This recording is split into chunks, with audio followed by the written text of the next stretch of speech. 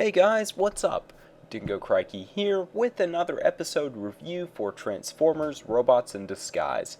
This time looking at episode 23.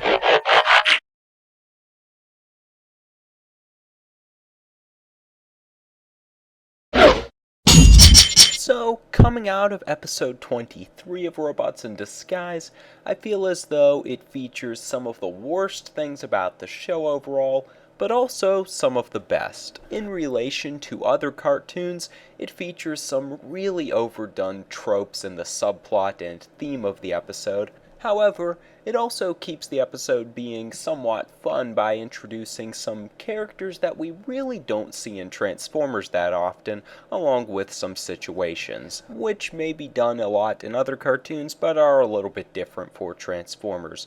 So, getting into the episode, obviously the standout point for this one is the introduction of Windblade, who up to this point we have not seen featured in a Transformers cartoon. And we do get a little bit of backstory on Windblade's character, which is kind of cool, but there's really nothing spectacular about her introduction. She kind of just shows up as other Autobot characters have. And upon meeting the other Autobots, her arrival causes a bit of a rift, particularly it causes some problems for Strongarm, leading to one of the major points of the plot, in which we have Windblade, who I guess you could call kind of like a Mary Sue type of character, at least from Strongarm's perspective, seems to just be perfect, everyone thinks she's awesome, all that kind of stuff, and then Strongarm being a little bit more rigid, rough around the edges, they kind of clash, and this aspect of the story didn't feel forced or anything. With their two personalities, I think it's reasonable that they really wouldn't get along at first. However, it's the way they end up handling this big part of the plot that makes the episode a lot less special. I'll be the first to say I'm never a big fan of these plots where new character shows up and kind of competes with one of the older ones because everyone thinks the new person is really cool. So you kind of lose respect for all those characters who are just head over heels for the new one, and it just creates a repetitive situation. It kind of gets worse because it follows one of the two ways in which these stories usually end up going. Either you have the new person seeming perfect turn out to be a very bad person who's actually playing all the good guys, or you have them realize some of their faults and the older character realize some of their faults as well, and the two kind of work things out and realize, hey, they can be on the same team. The plot for this episode definitely followed the latter, and it was not only predictable but kind of boring. It does get perks because I do feel both Windblade and Strongarm were kind of interesting characters to watch. Nevertheless, the plotline really was predictable. However, it isn't something we see in Transformers so often. Not only do we have an interaction between two female characters who are on the same side, but the way they're interacting is really something we're not used to, so gotta give it points there. Then we have the other major plot line, which is the Autobots needing to stop this new Decepticon named Zizza, who is enslaving humans and planning to, well, take over the world. Which Sideswipe even makes a comment about, every bad guy needing to do this, so kind of enjoyed the show, picking on cartoons in general, and obviously coming from Sideswipe, he definitely has some good lines in this episode. But anyways, we do have this typical Decepticon of the Week plot, but at least Zizza is a very different type of Decepticon. She sort of reminds me of Ursula from Little Mermaid, which is really something we don't see in Transformers that often. I don't think she's a character you'd want to see stick around too long, but for this one episode, she was funny as a bad guy, especially since down to the personality, the voice, the design, she was just such a different character for Transformers.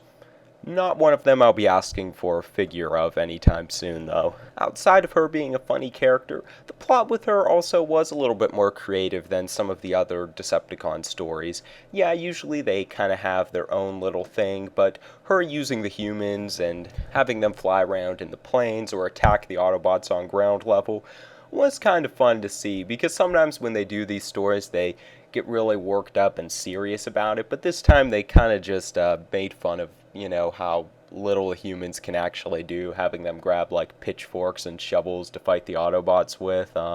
The Autobots making comments about that. Really enjoyed all of that interaction. We didn't have many good action sequences in this whole mess, but I think the way the plot was handled, along with the character interactions, kind of made up for it. So on both sides of the story, yeah, it's kind of tropey and repetitive, but we do get to see some fun things that we're not used to seeing in Transformers, and I think that's one of Robots in Disguise highlights, is that it has brought a lot of new things to the Transformers franchise. Now, how memorable are a lot of them? Not that much, but this episode is a better attempt. So, as usual, rundown of the characters. Most of the Autobots outside of Strongarm and Windblade kind of had backdrop roles in this episode, but they all had a good amount of time other than Drift with saying that. Mainly they functioned to kind of annoy Strongarm and praise Windblade, fitting into that whole Teen Titans, Blackfire, I'm sure numerous other cartoons story archetype, which kind of bothered me how they were all just reduced in this way. But even so, Sideswipe, Bumblebee, Grimlock, and Fix-It all get some funny lines in there, especially Sideswipe, being that he has the most conflict with Strongarm. Really enjoyed some lines from him in this episode. And as always, the voice actor does a great job. The main humans really weren't in this one much. Strongarm, she still is kind of my least favorite of the main Autobots. Not sure if I like her better than Drift, but out of the original cast. But this episode does do a little bit to help her. Though she is the same character, we don't see like big developments from her. Seeing her in this type of situation does make her a bit more likable, but I'm not sure it's going to really help her character in the long run. Speaking of characters, we have the main point of interest for this episode, and that is Windblade. So far, I like Windblade in the show.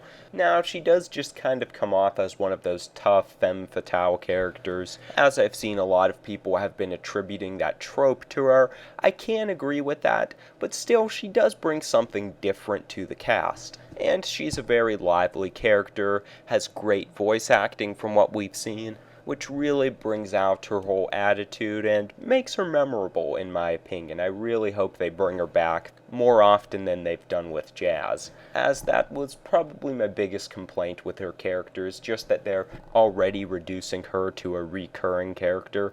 I do enjoy having Drift in the cast, but I think Windblade would have chemistry that would make her a much better addition, though Drift does have some good back and forth with Bumblebee. And I figure I should touch on the whole backstory of Windblade with the Primus thing. It's kind of cool that they gave her a unique backstory, but at this point it doesn't feel like anything spectacular or incredibly unique. Now, since they are going into this whole idea of an ancient threat coming to Earth, maybe it will be brought up in the future, but right now, it was cool, but nothing really memorable. The other new character we had, Zizza, already mentioned a lot about her, but really funny character. I doubt they'll really bring her back or use her in the big grand scheme of the plot, but it would be interesting to see her interact with some of the other Decepticons. But none of them seem to be getting out of stasis anytime soon, so I guess we'll have to wait for that. Speaking of the overall story, this episode really doesn't seem to do much for it. It is a fun, quick story, but at this point I would prefer more of a build-up rather than all these episodic storylines. Anyways, final thoughts on this episode. I would probably give it a 7 out of 10. It's a really tropey episode, but it is fun, and it feels different for Transformers, and in a good way.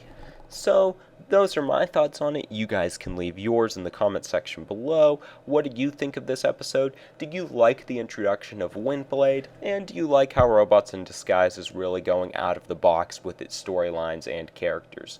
Leave your thoughts in the comment section below, along with any topic suggestions you have for Transformers Robots in Disguise, Transformers 5, or the Combiner Wars toy line. For news on my recent Transformers and Bionicle buys, along with daily updates, you can check out my Twitter account, but that's all I have to say for this video. Thanks for watching, stay tuned for more Transformers reviews and commentary. Have a good one, guys, see you soon.